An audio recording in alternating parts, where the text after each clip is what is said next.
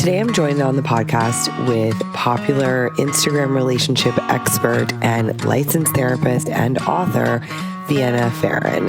You may also know her as Mindful MFT. She wrote the book, The Origins of You, that is a profound guide to understanding and overcoming wounds from your family of origin, the foundation of how we relate to others, ourselves, and the world around us. And I'm so excited to have her on today because we both love talking about family relationships and family systems. And we're really going to dive into the golden child role, become the golden child, what it's like to be the golden child, and how that individual interacts with other people in the family. We talk a little bit about how that role has played out in our own lives and how we see it professionally with our clients. I'm really excited for you to hear this episode and let me know what you think.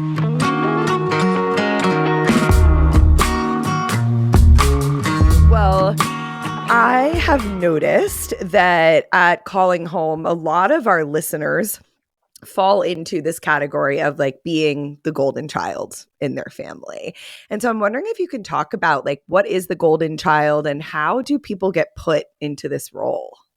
Yeah, I think when we're talking about the golden child, we're often talking about the child who is favored or idealized by their parents, by their caretakers. Maybe they're getting a lot of attention, praise. There might be a lot of comparison. There might be a lot of like, you can do no wrong.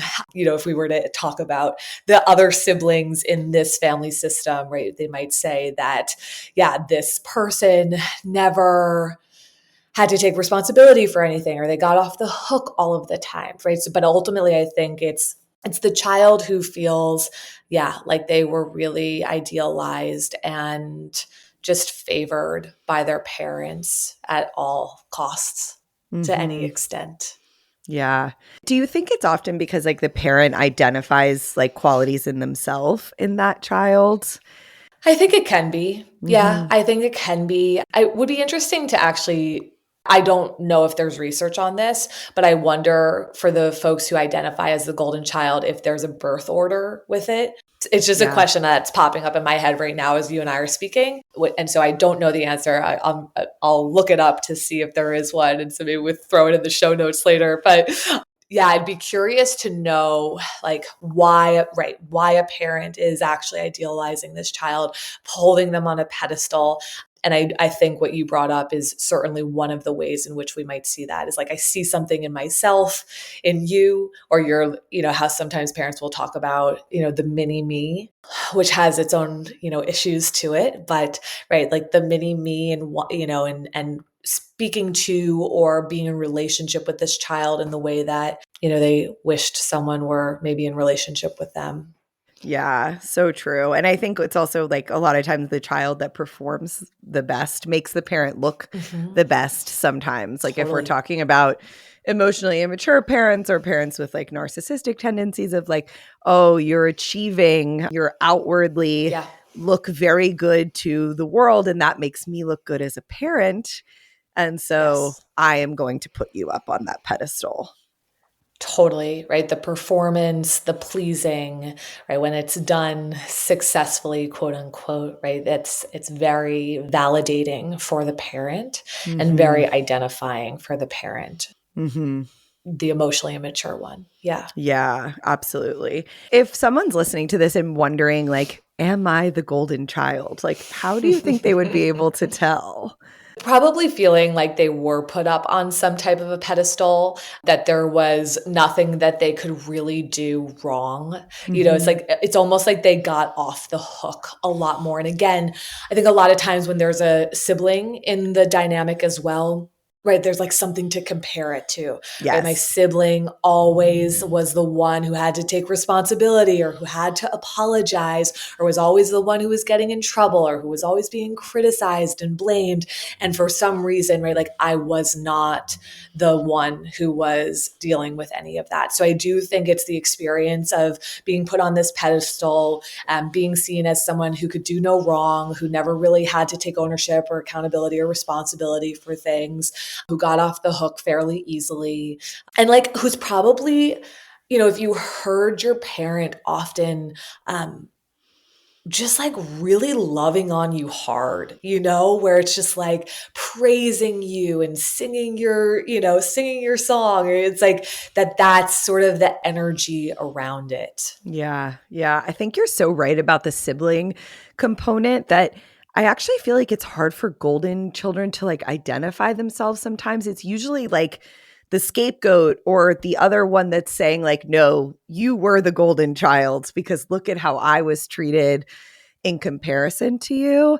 And sometimes that Yes. golden child will just be like, no, I was actually just a good kid and you were messing up Mhm. and you were the Right. problem, you know? And it's like Mhm. we hear it more clearly articulated by someone who wasn't in that role. Yeah, I think there's a contrast. Like in having the contrast, that can sometimes be helpful. But yes, I think if you're in the role, it sometimes can be hard to identify. Maybe one thing that would help is that I think a lot of times there's something about it that doesn't quite make sense. And so I actually think that this ruptures a little bit of trust for the individual when you are put on a pedestal and you're being treated that way and you can do no wrong. The reality of it is that we do know that we can do wrong. We do know that we make mistakes, right? It's like in our core, in our guts, in our intuition, we know that that's the way that we all show up in life. And especially as kiddos, right? We're like trying to figure out the world and we're teenagers and we're like totally misstepping and doing all of these things. And when you have somebody who's saying, you're amazing, oh my gosh, you're perfect, da da da da da. Like I have definitely had conversations with so many clients of mine who are like, something's off. Like, I actually don't trust what you're saying to me. There's something that doesn't quite match up. How could I be XYZ, all these things that you're singing praises about when I actually know in my core that whatever, as a kid, I just like pummeled my sibling and I just like ate the thing, but my sibling just got in trouble for eating the thing and I didn't say anything about it. Right. It's like Yeah. there's this, we all have, I think, very strong intuitions, and our intuition often gets stripped away through these relationships in a family system, or it can get stripped away, obviously, later on in life too. But I think it's like, oh, I know something in my core. And then when the adult is telling me something that doesn't quite match up with that, but it sounds really nice, right? Because Yeah. it's nice to be favored. It's nice to be, idealized, but it doesn't quite match up with my behavior or how I'm presenting or what I'm doing, then I think there is a trust piece that gets ruptured there. Mm-hmm. So, kind of going back to your question, how would someone know? Well, again, it can be really hard to identify, but I think when something felt really off, where it's like, wait, these descriptors that you're using about me are not lining up with the way that I'm existing in the world. And Yeah. the reality of it is like the way that you're existing in the world most likely is like age appropriate, like makes a lot of sense, right? But like Yeah. we need Yeah. the adults to actually be able to hold us there and name the things and acknowledge the things and not just say, oh my gosh, you are the best thing in the world and you're so amazing and you can do no wrong and all of the things, right? Because that's where it doesn't actually line up and make sense to us. Mm-hmm. Yeah, that's so true. And like especially when you start getting feedback from the outside world, right? Like maybe you're not getting Mhm. accolades, you're not getting good grades, you're not winning or progressing or all these areas of life where your parents like you're perfect, you're a star. And you're like, well, Right. why isn't anybody else telling me that? And I could Yeah. see how that would create a lot of mistrust of either other hmm people, yourself, the parent, whatever it is of hmm like, why is my parent treating me this way? And no one else Yeah. seems to see it. I think the anger and the frustration comes later on in life. When I Hmm. don't work with kids, but I always say I work with adults who have all been kids before. And there is something about, it's like you were telling me these things that you thought were good for my, self image. And yet, what it did was the opposite, right? It's like, I actually need you to match your response and how you see me, which is as a parent, we're still going to say, I love you and you are safe and you belong and you're a priority to me and, right? And this behavior has a consequence, or this behavior, this or that, right? And what I see is that the adults that I work with are actually really angry about this opening and this recognition about like, you were essentially lying to me. And that might feel really harsh, but it's like this thing that you were trying to protect within your own self, right, as the parent, is now something that has gotten in the way of me being able to whatever, integrate into the world or integrate into relationships in the way that I really wish that I could, or have a self-image that actually lines up and makes sense, right? Because if I have to hear like I can do no wrong and I'm perfect all of the time, that's actually not helpful for me out in the world and out in relationships, whether they're romantic or friendship or, you know, my colleagues or whatever it might be. And so I tend to see that frustration or that anger kind of show up later on in life.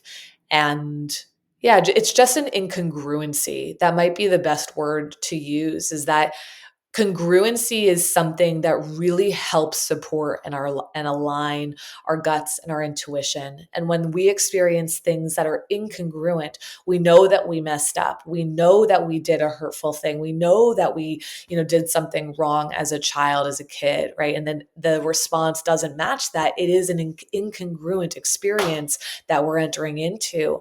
And we want, even though it might be hard in those moments, to have a parent sit us down and say, hey, let's talk about what happened. You know, like maybe there's a little bit of shame or embarrassment or guilt that enters into the conversation. But like that is a tool and that is a muscle that builds something really important for us as we then move through life, as opposed to just saying, oh, it was your brother's fault. It was your sister's fault. Watching them get in trouble all of the time. Yeah, and I think that's such a trip for like adults to kind of navigate, of like, my parent was like too kind to me in a way that actually wasn't kind. You know, it was lying, but on its surface, it sounds kind, right? Like, I think you're amazing and perfect and you can do no wrong. That incongruence, in the same way that them telling us we're bad all the time, can result in some discomfort in adulthood and trying to figure out, well, like, who am I outside of that? Listen, parents have a hard go. You know, there's no question about 100%. it. You could be sitting here and thinking like, we're doing the best thing to say, you're amazing, you're incredible, you're perfect, right? Like on the surface, those things sound so much better, right, than the alternative. And yet, you know, and listen, I think a lot of my work is holding the context of people's stories. And so, you know, you sort of started with that. Like, do you think parents do this because they see themselves in their child, or, you know, the child is really validating to them in some way? And, you know, I think that context of, oh, as a parent, why did I feel the need to create this storyline for my child, right? What was I actually trying to protect either them from or protect myself from? Because our behavior, when we understand the context, is always either self-protective, other protective, or both. Right. And so, yeah, when we sit here, and I can imagine some people listening being like, oh my gosh, here we go. Right. It's like, now I told my child, another thing, I'm telling my children that they're great and amazing. And I'm like, I've destroyed something now. You know, it's like, I know that can be hard and frustrating. And also, I think there's something really important to this idea of congruency, right? Where it's, you know, doesn't mean that a child has to go down a notch, right? Because the reality is we're hoping that children have the experience of always feeling loved and worthy and prioritized and good enough and a sense of belonging, even when they step out and do something that is, you know, problematic and where there does need to be a consequence, right, to that behavior. But we don't need to keep them on some pedestal that protects them from having to feel what it is that they need to feel, right? It's feel this and also know that you are loved. And I think that's the beauty of, a secure attachment is that we go through hard things. You wrote all over the wall. Okay, like I love you, and also this behavior, there's no room for it here, right? Like that destroys the walls, and we worked really hard for whatever, right? Whatever the conversation may be, but it's that we can go through hard things together, and get to the other side, and for you to still know that you are loved and you are wanted and you are safe here. But when we don't know how to be in that conversation, then sometimes we either respond by getting really angry and upset and look what you've destroyed, or the alternative to what you and I are talking about today is still say, I love you and you're perfect and you can do no wrong. And the child's like, well, I just ruined your walls. Like, how does that match up? Right? It's like, it's like, wait, this doesn't make sense to what just happened. Yeah. And sense making, not just in the head, right? Like in our physical experience, right, is so important. That's the congruency that we're talking about.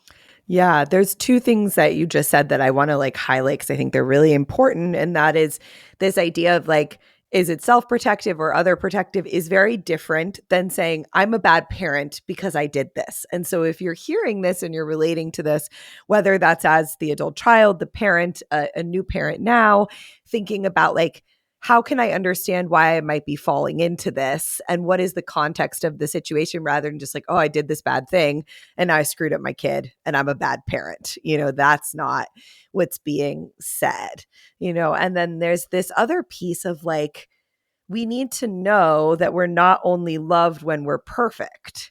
Right. And so I think the biggest feeling I hear from golden children is this idea of like, I must perform to feel loved, whether that's through like what I do for my parent in the ways that I'm like parentified or the achievements that I have, or, there are those golden children that I think we're speaking about that are like put on a pedestal without really doing anything. And then there are the others that are on that pedestal because of their actions. And that can be really scary to be up there. Like, I'm wondering if you can speak to like what that feels like to be that type of golden child. Well, yeah, the one who has to work for it. I talk a lot about performers in regards to the worthiness wound. Yes. Because with worth, there's so much in it that's tied to the conditions of the relationship, the conditions of love. So I always say to people like, who are my perfectionists, my pleasers, my peacekeepers, in the room, because likely you have some type of a worthiness wound that is present here, which says in order to get love and in order to get connection, and in order to get presence and attention and validation or peace or calm in your home, you needed to do whatever, fill in the blank, get straight A's, perform incredibly well on the sports field, be really good at being the comic relief in the home, right? Whatever it is. And that when you did that successfully, right, that's how you kept your place. That's how you kept your role. That's how you kept your position in the home. And so it's this constant chasing of that outcome, right? Of connection, attachment, validation. Now, I should say it's the illusion of it because it's based on your performance. It's not based on you just being and existing in the world. When we hear people say like, you're worthy just because you're here, you're born, right? And I know that that's one of those things where if you struggle with worth, you're like, yeah. Like, sounds nice for all those other people. That's not me, right? Like, I know that is such a hard one to swallow. You're like, yeah, cool for every other human on the planet. That doesn't apply here.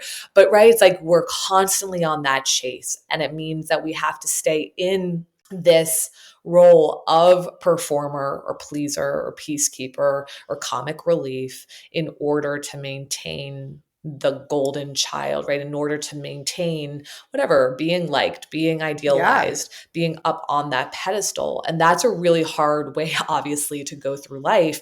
And then you grow up and you try to enter into the world and relationships and, how do I have to be in order to still get the outcome that I have been chasing my entire life.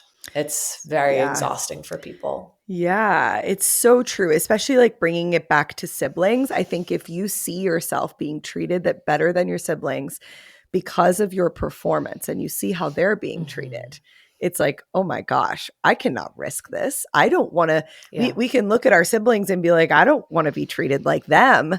So I'm going to Right. keep this up so that I can be worthy of my parents', affection or Absolutely. positive regard. Yeah. Yeah, and it ties into belonging too, because I think there's this part that's like, okay, the alternative is intolerable to us, right? If you're looking and yeah, you might be comparing it to a sibling, let's say. It's like, okay, like I'm definitely taking this path because this outcome is superior to the alternative. I don't want to do that. And I want to have this sense of, again, the illusion of belonging, right? It's really fitting into the family system and being liked, right? Where we often have to trade, our authenticity for attachment when it comes to belonging, when we're talking about belonging wounds. And a lot of times, the golden child is having to trade their authenticity. They are showing up in a way that is performance based, that gets them the attachment.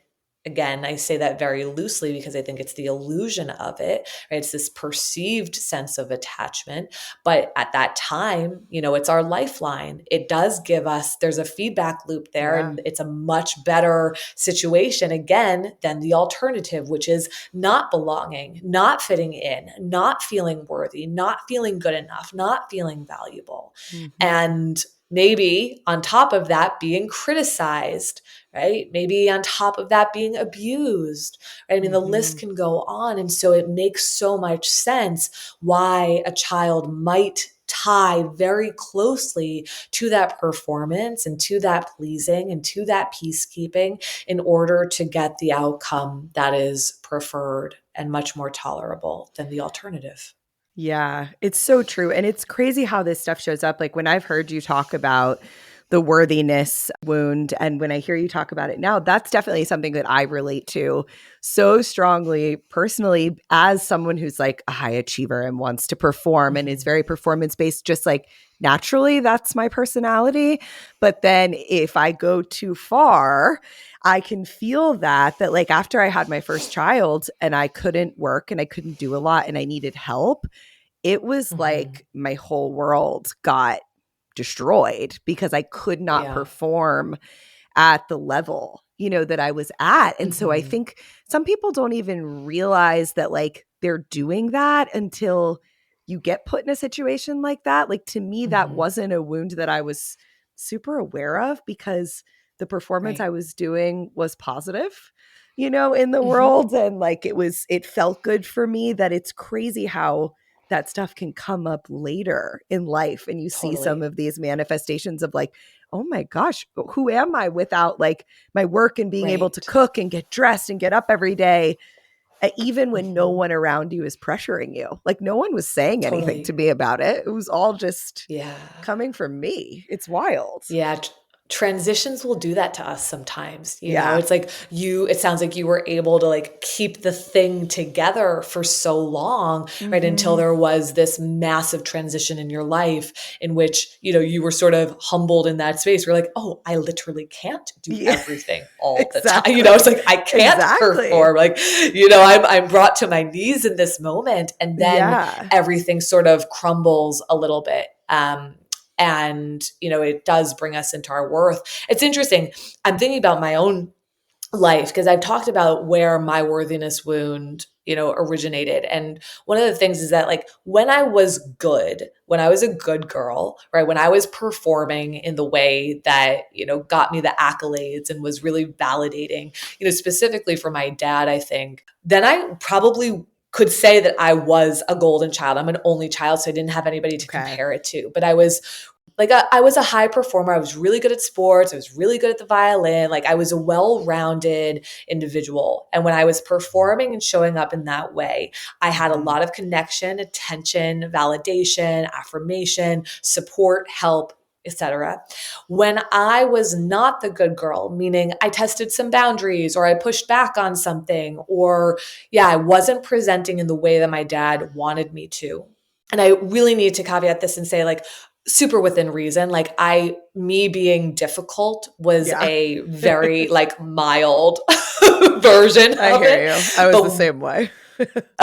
but when that happened, what would then transpire is that I was punished through the silent treatment. And so it would happen for days or weeks on end. And that was interesting because it was such a shift in the pedestaling of like, oh my gosh, you're amazing. You know, my dad would talk about me to all of his friends and everyone and just like speak my praises constantly. And then the behavior, the shift, right? Because it was this really dramatic shift for me as a kid.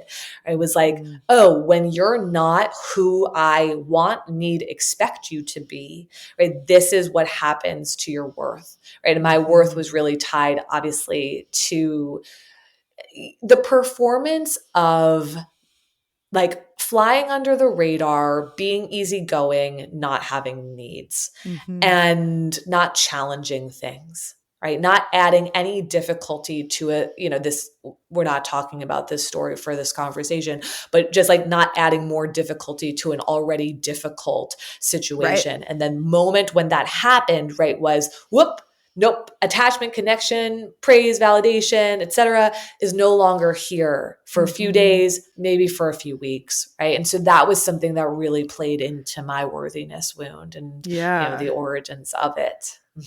No, absolutely. It's so relatable. And I think if you're not aware of it, those patterns get so entrenched, right? That especially if you are exhibiting some of these like performance-based golden child, high achiever type of things, those are constantly rewarded by every aspect of society, Everyone. right? Yes. Everyone loves that. Everyone loves a high achiever. Everyone loves someone that's driven. Like it's easy to get locked into that because the feedback loop, the positive feedback loop is really endless. Like you can always find people, spaces, places that are going to affirm that for you.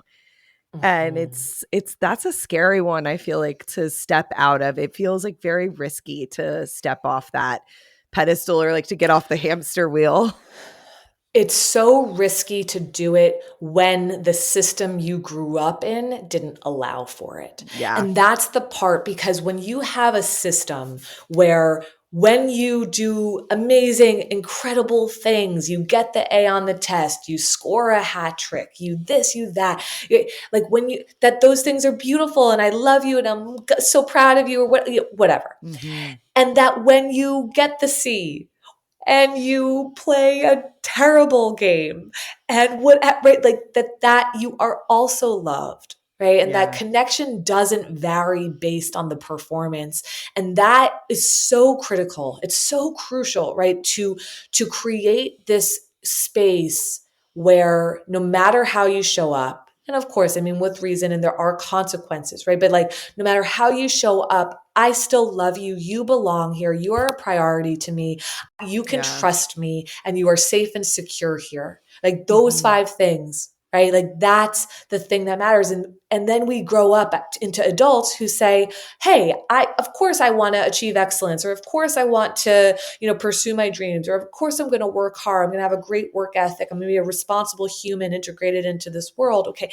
And also when I mess up, right? When my human parts come forward, I trust and know that I am still a deeply loved and respected human on this planet and in my relationships, right? And it's like, and that's why we look at origin stories and we look at the family system in which we grew up to say, here's the template, right? Here's the foundation. Here's the blueprint that you got that taught you how you needed to exist in life and in relationships in order to prove or know your worth, your value, etc. Right. And so it's like, there is something, I think sometimes we think we're doing a service when we're doing a disservice.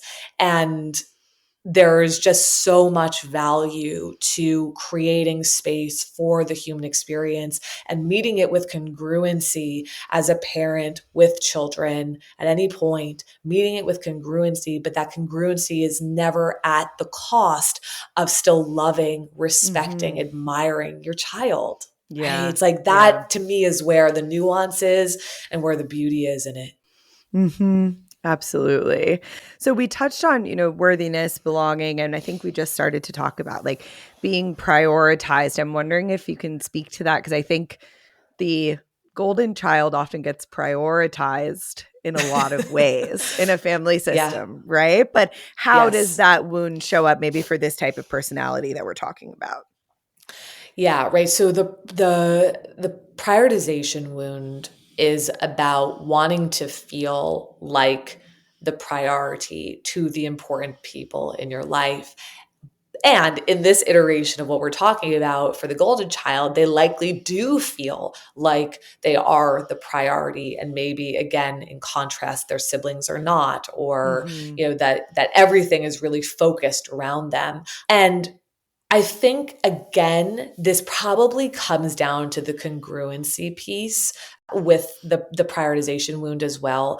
It might mean that if that is how you were treated, you expect everyone in the world to treat you that way. I think you were sort of Yeah, that's what naming I was that earlier thinking. on in our Yeah. conversation, right? Where you're Mm-hmm. like, oh, I am important to the important people in my life as long as they treat me this way. But Mm-hmm. now, my partner has a job, or Yeah. my partner has friends, or my partner has other things going on in their lives, or, Yeah. whatever it might be. And so all of a sudden, I might experience the way that a person might code it is actually being deprioritized because it does not compare to the way in which they were prioritized. Mm-hmm. So I think sometimes, again, it's like, okay, they might have felt like a priority. Again, it's a little bit performance based Right. potentially, right? That I am a priority as long as I am performing this way or presenting to the world this way or making you happy or validating you or, Mm-hmm. that your friends are so impressed with me, so you feel good, whatever it might be. And so then there's this shift again into the real world that, doesn't treat you the same way that a Mm-hmm. parent who is idealizing you or putting you on a pedestal might. And so that sort of like fall from grace can really happen. And again, sort of like, where am I in the world? And am I important to anyone? Because the idea of the Yeah. experience of being important to someone is such an extreme experience that we don't know how to integrate into the world. Mm-hmm. So I think there can be the experience in our adult lives of actually feeling really deprioritized by people, even those who might be presenting in a totally appropriate, sort of functional way in relationships. But because you experienced a totally different kind of way of being prioritized, your standards are really different than somebody else's. Yeah, for sure. And that can be a different like wounding process, I feel like, to navigate feeling deprioritized. And like, is that actually rooted in reality of like what your partner is Hmm. doing? Or is it just because it's in contrast to Hmm. that family system that you were Right. talking about? And then the other wound of like, I want to trust, I think we touched on this a little bit earlier, right? Of like the Yeah. incongruence. Is there I think the anything else you'd trust add there? one, let me think because I do think trust is actually where it's one of the bigger ones when we go Hmm. through the different wounds where I'm like worthiness and trust, I think really show up in this space because yeah, to the point of incongruency before, it's like there's a questioning when it doesn't make sense. And that's the kind of the disservice piece, and again, we know that most of the time it is so well intentioned from the parent to say you're amazing and oh my gosh, you can do no wrong and I want you to feel perfect in the world, but it is putting into question this sense of trust, right? Can I actually trust what you're saying to me? Can I trust how you see me? Now, can Hmm. I trust how I see myself? Because how you see me informs the way that I see me, especially as a child, right? It's like we absorb the way that the adults in our lives see us as truth. And so, can I trust how I see myself? So, yeah, I think the incongruency piece is really significant when it comes to a trust wound. Yeah, I don't know that I would add anything more to it, but I'll keep thinking Mhm. as we keep going here. Yeah, no, I think that makes perfect sense. So, especially if we're talking about, majority of people listening to this podcast are adults trying to figure out Mhm. their childhood of like, if you especially in young adulthood, you start to experience the world in such a different way than you experienced your family of origin. That can create Right. mistrust, right? Whether it's in a good way or in a bad way, it's this feeling of like, wow, why was I living in this and other people are Mhm. this way or they see me this way? And Right. that's dysregulating, like in and of It is. itself. And I think, when we are in our adult relationships, can I trust what you're saying to me? It's like that when there is a question about the way that our parents are seeing us and what they're saying to us in response to our great behavior, our not so great behavior, and anything in between, right, Mm-hmm. then there's that questioning that sort of is interwoven into the way that we relate to people and relationships and the dynamics around us. And so, am I questioning everyone around me, my intimate Yeah. relationships, like how you see me, what you're saying to me? Can I believe your words, or are your words something that are more self-protective of you, Mm-hmm. etc.? Right. Mm-hmm. So true. And then the last wound that you talk about in your book is I want to feel safe, right? And so Mhm. I feel like a lot of people who are looking at the golden child from the outside may be envious of the golden child, especially siblings or even a partner who's Totally. jealous of the way that that child has kind of like usurped their role. I'm Mhm. wondering if you can speak to like how the golden child actually doesn't feel very safe or how that wound Mhm. might show up Mhm. for them.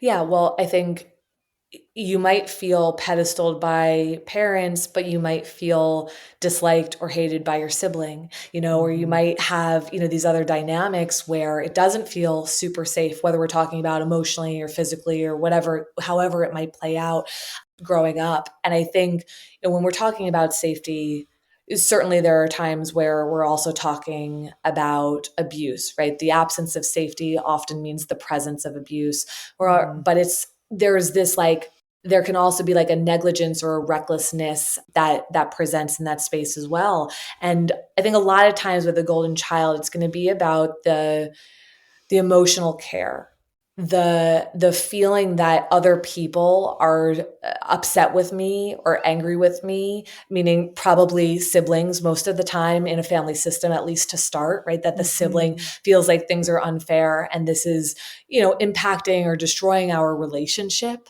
Or, yeah, just like the vision and the storyline that this other individual who, I love or I care about or I want to be close to, right, is Mhm. angry with me, upset with me, can't stand me, hates me, wants to try to find ways to get me into trouble, wants to try to find ways to make it fair. And so Yeah. sometimes, right, like that can escalate things, whether it's emotional or physical. Obviously, we know it can get really physical with siblings sometimes, right? So it's like it can be this almost like this like a vengeance at times where it's like, how can I get our parents to see that you're not perfect or that I'm not always the problem? And like, what do I need to do Mhm. and create in order to make that happen? And I think for some people, right, like that can be a really unsafe experience. Feel like you're looking over your shoulder, or to feel like Yeah. there's scenarios in which you actually were unsafe because Mhm. someone was trying to get a different outcome or get a parent to pay attention to something. And so, yeah, it can definitely feel like the looking over the shoulder, or someone's out to get me, or someone's trying to prove, a different story about me to be true. Even if you're not doing, even in the like, even if you're not doing anything to try to be the golden child, like Mhm. you're not trying to get your sibling in trouble. Like it just happens to be this way. It's a very innocent position to be in, and to still feel like someone can't stand you or hates you or wants to get you in trouble or is going to try to find the way to, out you, can feel really unsafe in Yeah. that environment. So that's, a couple of the ways that it could play out with a sibling. It could also play out that way with like a step parent or, step siblings kind of entering into the system. Mm. It's like if it's If it's a family system where the parents are together and they both see you that way, okay, that's one thing. But if we're talking about, different dynamics, or, a partner coming in later on in life and being like, why is this child the like idealized child? And what about me as the partner? Yeah. And I want to be the important one to you, right? It can feel like people are against you. People are out to get you. People are out to bring you off the pedestal. Which, listen, I don't think it's great to be on a pedestal, but also the intentional attempt at taking someone off, right, can be really scary and Yeah. feel really unsafe, and that it maybe doesn't feel trusting of the other people in that dynamic. It's so true. It's like I am not envious of anyone that has been put in that role. I think sometimes it looks nice, especially in comparison to maybe how other Right. people are being treated, but it's still very precarious. Like we've walked through all of these different, origin wounds that you talk about in your book. And so the last thing I kind of want to ask you is like, if anyone's listening to this, you're an adult who really identifies with this golden child role Mhm. and you want to step out of it, how would you begin that process? Yeah. I think one, there is something about, I once posted something along the lines of, I think I did like a reel on, being put on a pedestal says so much less about me on the pedestal and much more about your relationship with your worth. Mm, And I think there's something to, as the adult, kind of taking a step back and looking through a new lens of, and trying to connect to maybe why the people in your life needed you to be in that position, or why they needed to put you in that position. Again, kind of circling back to where we started, as a self-protective or other protective intention, initiative. yeah. And really connecting to it very compassionately and graciously. Hmm. Usually people are not doing this to harm you, right? But it might wind up doing that. It's like they're doing this as a form of some type of protection.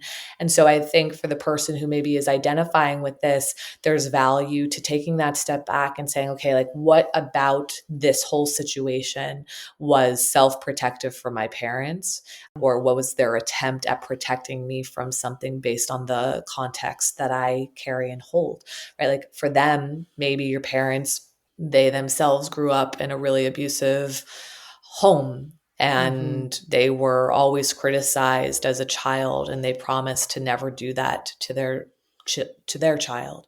And you're their child, and so they've swung the pendulum 180 degrees to the other side, and they feel like this is a much better way to be in the world than Yeah. the alternative, and that's one story among billions, right? And it's like, okay, what is the story that helps make this make sense?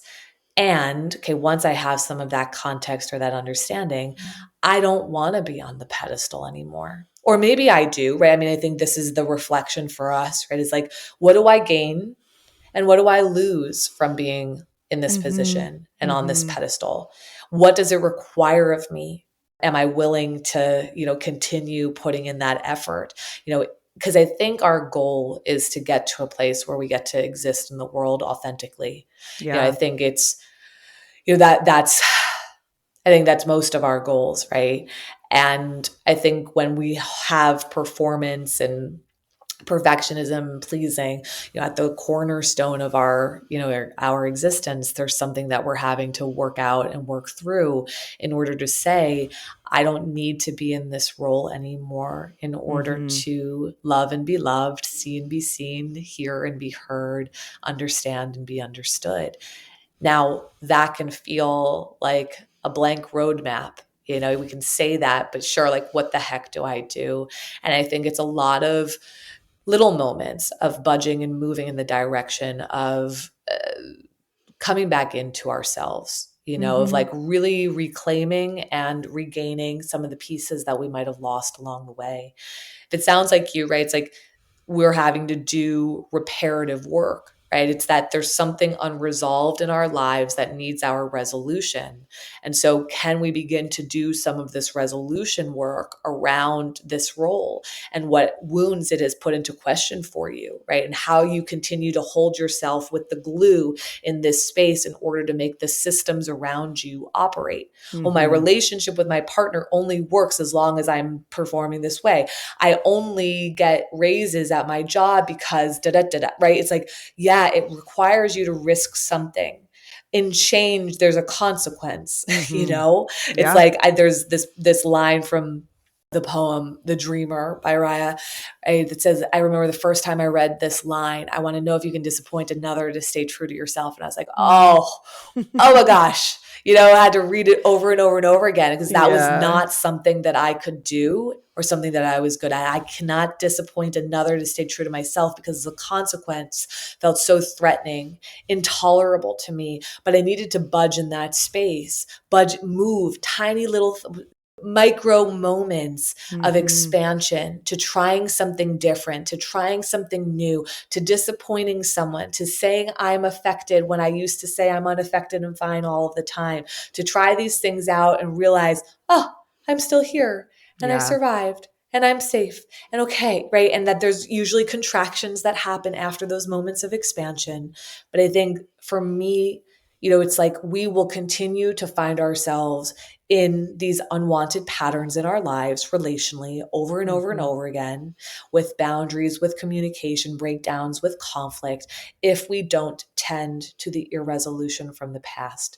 And when you are put in a role, in a family system, in a dysfunctional family system, meaning you need to be in this role in order to make this system work, in order to make this family work, right? That is where we have to go in order to do resolution work, right? It's like we can all have roles, different roles. We're talking about the golden child today. There's an endless list of all the different roles that people could step into. But when we have dysfunction in a family system, we all step into a role, especially as kiddos, in order to make the system work. And so we're sort of unraveling this in order to resolve that so that you don't need to be in that position and in that role anymore in order to make your life work around you, that you get to just be, that you get to be as you are, that you get to show up in this way, right? So it takes work. In fact, it's a lifetime of work, not meant to be overwhelming, but to set your bar in a totally appropriate way. And to know that, there is a way to create these changes and to exist in a world without having to own that role. Yeah, it's any so longer. true. And I agree with you that I think once you get secure in your worthiness, your ability to belong, to feel loved, all these wounds, it's harder for people to put you in that role because you're not performing it. And in adulthood, we have some power over distancing ourselves from that in a way that we don't really have in childhood because we are so much more involved in the functioning of our families when we're dependent on them in that way. So it's a good reminder. Yeah, there isn't an alternative usually when we're young. It's like we have to adapt because the alternative is the alternative really isn't okay, right? We need attachment, we need survival, and so we choose survival. But there's a point in our lives, obviously, as you know, where our goal is to have enough healing so that we don't have to survive, but we actually get to choose. Choice is such an important piece to healing. And when we are just going through the motions and holding in this role, that's not choice. And so there's healing work that does have to be done in order to even take that step to question this, to think about how I do want to show up in the world, or what boundary I'd like to set, or what boundary I'd like to lift in this particular moment. But in that space is where we actually get to offer ourselves choice. And choice, again, is at the cornerstone for our healing. Oh my gosh, that choice is everything, for sure. Having that agency. Yeah. Well, the last question I like to ask all of my guests is, what cycle are you breaking in your own family? What is a pattern that ends with you? Oh gosh, I mean, so much. Obviously, I've been in this work for a really long time, and there's so many cycles that I've had to break.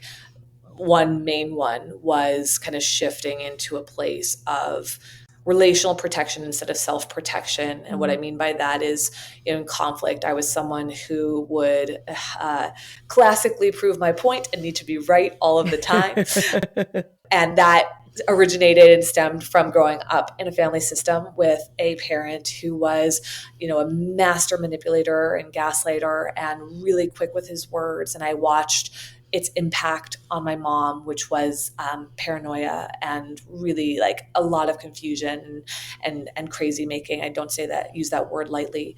And so I had really decided that being right and proving my point was where my safety was, right? Not being able to prove your point or not being able to debate or question or challenge, right, was where the absence of safety was. And so I used to present in this way and go into this sort of like shutdown mode. And it was fight, but this like shutdown mode of like, the most important thing is protection. And there was no space for connection in conflict at all. And that was a really big thing for me to shift. And it's something, it's not like I never get caught proving my point or needing to be right. Of course, that happens sometimes, but it's not something that happens nearly as much as it used to, because I've worked really hard at seeing that part and understanding how self-protective it was. Like I'm grateful for those parts. I see the service that they provided for me, but also that update to the operating system that like, oh no, but this part actually isn't needed here with my husband, that there is safety here, and making those small adjustments and those budges to be like, it's okay to say you're wrong. It's okay to, not need to prove a point in this environment. And that's, there's so much healing work around that. And I'm a mama and I have a 3-year-old son, and it's a constant practice in teaching him through certainly words, but also just through our experience together, that he's allowed to show up in whatever way that he does. That when he does things like draw all over the wall, which is a real scenario that we went through, is like that I'm so clear about like, I love you and you are safe. And like, let's talk about this, right? And so I can see myself really practicing that. And even in the moments that I do get upset, like taking ownership and accountability and apologizing for that, and like not being afraid to bring that forward. So yeah, it's cool to like look at myself as an individual, but then also to look at myself as a mama and to see where there's all of these opportunities to create, these secure attachments and to really sort of strengthen that muscle that, we get through hard stuff together, no matter what it is. And I love you and I'm here and you are safe and you are wanted no matter what goes down. Absolutely. I love that. Well, Vienna, thank you so much for being here with me today. It's been great to talk to you. And I know that everyone is going to find this episode very helpful. If you could just let everyone know where to find you and your work. Yeah, of course. Well, thanks for having me. I love being in a conversation with you about all things family. On Instagram, Mindful MFT, as in Marriage Family Therapy.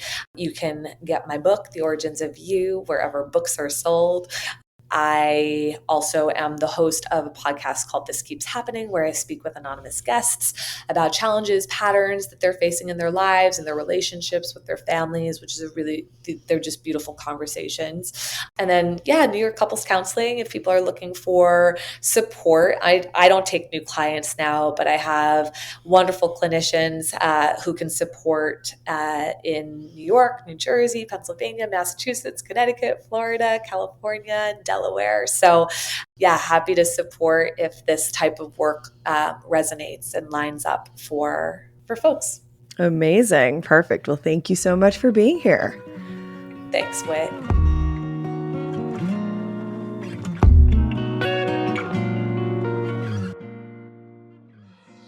The Calling Home podcast is not engaged in providing therapy services, mental health advice, or other medical advice or services. It is not a substitute for advice from a qualified healthcare provider and does not create any therapist, patient, or other treatment relationship between you and Calling Home or Whitney Goodman. For more information on this, please see Calling Home's terms of service linked in the show notes below.